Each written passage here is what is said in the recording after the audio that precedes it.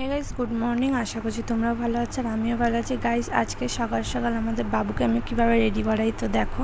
আমাদের বাবু যে জামাটা পরেছিল সেই জামাটা আমি খুলে দিয়েছি। তো গাইস, দেখতে পাচ্ছি এটা হচ্ছে আমাদের বাবুর পাউডার, আর এটা হচ্ছে যে ডাইপারটা ইউজ করি ওই ডাইপারটা, আর এটা হচ্ছে বাবুর স্কিনের ক্রিম, আর হচ্ছে এই টিস্যু। তো প্রথমে আমি বাবুকে ঘুম থেকে তুলে নিয়ে প্রথমে এই টিস্যু দিয়ে মুখটা মুছিয়ে নিই, তারপরে এই ডাইপারটা পরিয়ে দিই, আর তারপর হচ্ছে তোমার ক্রিমটা দিয়ে মুখটা ভালো করে একদম পুরো করে দিই, ক্লিন করে দিই।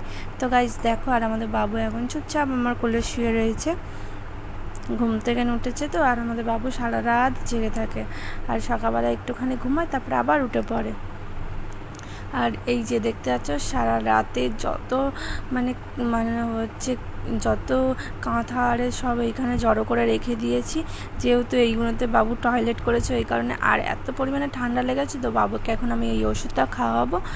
তো দেখো, আর আমি এইগুলো সব ওই ঘরে একটা বালতির মধ্যে নিয়ে নিই, এটা ওই ঘরে নিয়ে যাই। তো ওই কারণে মানে আমি দিনের বেলা ওই ঘরে থাকি আর রাতে এই ঘরে থাকি, কারণ দিনের বেলা যা গরম এই ঘরে তো গাইস একটুকুও থাকা যায় না।